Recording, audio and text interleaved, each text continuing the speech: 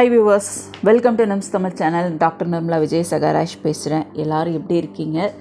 இன்றைக்கி நம்ம சேனலில் வந்து சின்னதாக தான் ஒரு டாபிக் பார்க்க போகிறோம். என்ன அப்படின்னா சித்திரத்தை பற்றி நிறைய பேருக்கு தெரிஞ்சிருக்க சான்சஸ் இருக்குது, நிறைய பேருக்கு தெரியாமலும் இருக்கலாம். ஸோ அவங்களுக்கான வீடியோ தான் இது. ஸோ வாங்க வீடியோக்குள்ளே போகலாம். சித்திரத்தை வந்து பார்க்குறதுக்கு இப்படி தான் இருக்கும். ஸோ ஆக்சுவலாக இது வந்து இஞ்சி குடும்பத்தை சேர்ந்தது. ஸோ பச்சையாக இருக்கும்போது பார்த்தீங்க அப்படின்னா அப்படியே இஞ்சி மாதிரியே இருக்கும். ஸோ காஞ்சதுக்கப்புறம் பார்த்தீங்க அப்படின்னா இந்த மாதிரி தான் இருக்கும். ஓகே, நம்ம ஸ்ட்ரெயிட்டாக வந்து சித்திரத்தை வந்து எப்படி பயன்படுத்தலாம், எந்தெந்த நோய்களுக்கு பயன்படுத்தலாங்கிறத ஸ்ட்ரெயிட்டாக போய் பார்த்துடலாம். வாங்க. சின்ன வீடியோங்கிறதுனால நான் ஸ்ட்ரெயிட்டாக யூசர்ஸ்க்கு போயிட்டேன். ஓகே, ஃபஸ்ட்டு இதோட மெயின் இதே என்ன அப்படின்னு பார்த்தீங்கன்னா, சளி இருமலுக்கு வந்து ரொம்பவே நல்லது. சில பேருக்கு நாட்பட்ட சளி வந்து நெஞ்சில் சேர்ந்துருக்கும். சில பேர் இருமும் போதே பேசும்போதே அந்த கலகலன்னு ஒரு சவுண்டு வரும். வயசானவங்களுக்கும் சரி, சின்ன பிள்ளைங்க அவங்களுக்குலாம் பார்த்தீங்க அப்படின்னா அந்த மாதிரி சளி வந்து நெஞ்சில் இருக்கிறது வந்து அந்த மாதிரி ஒரு சவுண்டு உண்டாகும். இன்னொன்று, சில பேருக்கு நாட்பட்ட இருமல் இருக்கலாம்.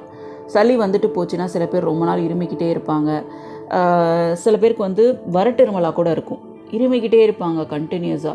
ஸோ இந்த மாதிரி ப்ராப்ளம் உள்ளவங்களுக்குலாம் இந்த வந்து சித்திரத்தை வந்து ஒரு வரப்பிரசாதம் தான் நான் சொல்லுவேன். ஸோ அவங்க வந்து இதை எப்படி யூஸ் பண்ணலாம் அப்படின்னு பார்த்தாங்கன்னா, சித்திரத்தை ஒரு துண்டு எடுத்துக்கோங்க. சின்னதாக போதும், பெருசாக வேணாம். சித்திரத்தை வந்து ஒரு துண்டு எடுத்துக்கோங்க. இதை 1-2 இடித்து மிக்சியில் பவுட்ரு பண்ணிக்கோங்க. மிளகு 5 எடுத்துக்கோங்க. உங்களுக்கு ரொம்ப காரம் ஒத்துக்காதுன்னா ஒரு 3 மிளகு போதும். துளசி 5 இலைகள், சுக்கு சிறிதளவு, அதையும் இடித்து எடுத்துக்கோங்க. கிராம்பு 2, அதிமதுர பொடி 1 டீஸ்பூன், இது நாட்டு மருந்து கடையில் கிடைக்கும். தனியா முழு தனியா அது வந்து 1 டேபிள் ஸ்பூன், அதையும் 1-2 இடிச்சுக்கோங்க. இது எல்லாத்தையுமே வந்து 250 ml தண்ணியில் கொதிக்க வைங்க. லோ ஃப்ளேமில் கொதிக்க வைங்க, ஹை ஃப்ளேமில் வைக்காதீங்க. அவங்களுக்கு அதோட எசன்ஸ் எல்லாம் இறங்கணும், பெனிஃபிட் ஃபுல்லாக கிடைக்கணும் அப்படின்னா லோ ஃப்ளேம்லேயே கொதிக்க வைங்க. ஒரு 250 ml இல்லை 150 mlக்கு வந்ததுக்கு அப்புறமா அதில் வந்து நீங்கள் நாட்டு சக்கரை, பனங்கற்கண்டோ இல்லை ஏதோ கலந்து, இல்லை கொஞ்சம் ஆறுனதுக்கப்புறம் தேன் கூட கலந்துக்கோங்க. உங்களுக்கு எது வசதியாக இருக்கோ அதை நீங்கள் ஆட் பண்ணிக்கோங்க. ஆட் பண்ணி குடிச்சிட்டு வாங்க.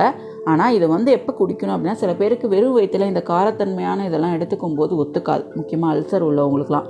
அவங்களாம் என்ன பண்ணுறீங்கன்னா, சாப்பிட்டு 1/2 hour கழிச்சோ இல்லை 1 hour கழிச்சோ எடுங்க.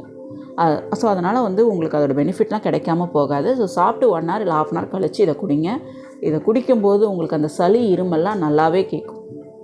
ஸோ இன்னொன்று, சில குழந்தைங்களுக்கு வந்து பிறந்து கொஞ்சம் நாளான குழந்தைங்களுக்கு இந்த உரை மாத்திரையெல்லாம் இழைச்சி கொடுப்பாங்க பார்த்தீங்களா.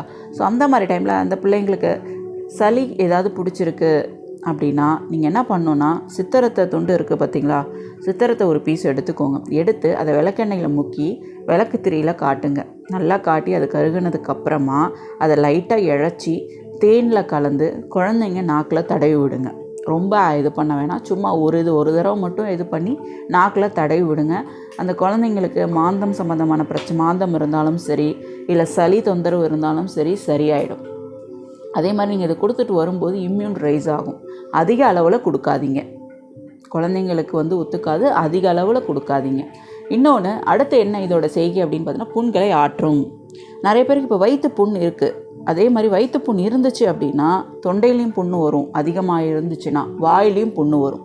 ஸோ அந்த மாதிரி இருக்கிறவங்க என்ன பண்ணலாம் அப்படின்னா, திரிஃபலா சூரணம் இருக்குது பார்த்தீங்களா, திரிஃபலா சூரணம் போட்டு வாய் கொப்பளிங்க. ஆனால் உள்ளே இருக்கிற வயிற்று புண்ணை ஆற்றணும்.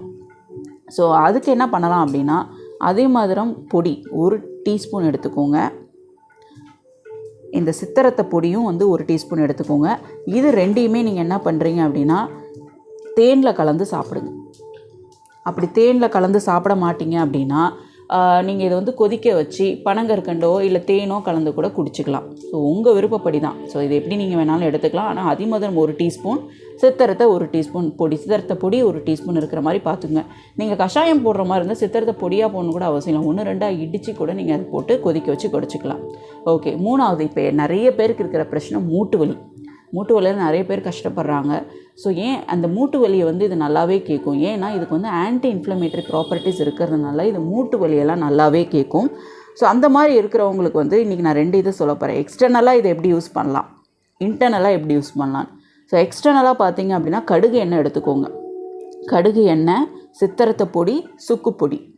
இப்போ உங்களுக்கு முட்டியில், கை மூட்டு, முட்டி, கழுத்து, இந்த இடத்துல உங்களுக்கு ப்ராப்ளம் இருக்குது, வலி இருக்குது அப்படின்னா நீங்கள் இப்போ நான் சொன்ன அந்த கடுகு எண்ணெய், சித்திரத்தை பொடி, சுக்கு பொடி, இது 3த்தையுமே நல்லா மிக்ஸ் பண்ணி அந்த இடத்துல 10 மாதிரி போட்டுட்டு வாங்க. ஒரு 1 மணி நேரம் அப்படியே விட்டுருங்க. கொஞ்சம் எரியிற மாதிரி தான் இருக்கும்.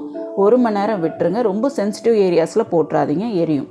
ஸோ இந்த மாதிரி இடத்துல மட்டும் அப்ளை பண்ணுங்கள். முட்டி, கை மூட்டு, கழுத்து இந்த இடத்துல மட்டும் அப்ளை பண்ணிவிட்டு 1 மணி நேரம் விட்டுட்டு வாஷ் பண்ணிவிட்டு ஒத்தடம் கொடுங்க. சுடுதண்ணி ஒத்தடம் கொடுத்தாலும் சரி, இல்லை நீங்கள் சுடுதண்ணி ஊற்றினாலும் சரி தான். இல்லை ஹாட் பேக் இருந்துச்சுன்னா அதை கூட நீங்கள் தண்ணி பிடிச்சி வச்சுக்கோங்க. இதை நீங்கள் ரெகுலராக பண்ணிவிட்டு வாங்க. ஒரு நாளைக்கு ஒரு தடவை பண்ணாலே போதும். ஸோ இதை பண்ணிவிட்டு வாங்க எக்ஸ்டர்னலாக. இதுவே உங்களுக்கு ஒரு நல்ல ரிலீஃப் கிடைக்கும். கடுகு எண்ணெயும் வந்து மூட்டு வலிக்கு ரொம்பவே சிறந்தது. ஸோ நல்ல ஒரு கோல்ட் ப்ரெஸ்டு மஸ்டர்ட் ஆயிலாக வாங்கி யூஸ் பண்ணுங்கள். இன்டர்னலாக என்ன சாப்பிட்லாம் மூட்டு வலிக்கு அப்படின்னு பார்த்தா, அஸ்வகந்தா பொடி கடையில் கிடைக்குது, நாட்டு மருந்து கடையிலையும் கிடைக்குது, ஆன்லைன்லேயும் அவைலபிளாக இருக்குது. நல்ல பிராண்டாக வாங்கி யூஸ் பண்ணுங்கள். அதோடு வந்து சித்தரத்தை பொடி, நிறைய பேருக்கு சித்தரத்தை கிடைக்கல அப்படின்னா ஆன்லைனில் சித்தரத்தை பவுடர் நல்ல பிராண்டாக பார்த்து வாங்கி கூட யூஸ் பண்ணுங்கள். சில ஊருங்களில் இந்த நாட்டு மருந்து கடைகள் இருக்காது, இருந்தாலும் சித்தரத்தை இருக்குமான்னு எனக்கு தெரியல. ஸோ அந்த மாதிரி இருக்கிறவங்க நல்ல பிராண்டாக பார்த்து ஆன்லைனில் பவுடராக கூட வாங்கி யூஸ் பண்ணிக்கோங்க. ஸோ அஸ்வகந்தா பவுடர், சித்தரத்தை பவுடர். அஸ்வகந்தா வந்து 1 டீஸ்பூன், சித்தரத்தை பவுடர் வந்து 1 டீஸ்பூன். இதை வந்து தேனில் கலந்து சாப்பிட்டுட்டு வாங்க. இல்லை அப்படின்னா அப்படியே கூட சுடுதண்ணியில் வாயில் போட்டுக்கிட்டு சுடுதண்ணி குடிச்சிருங்க.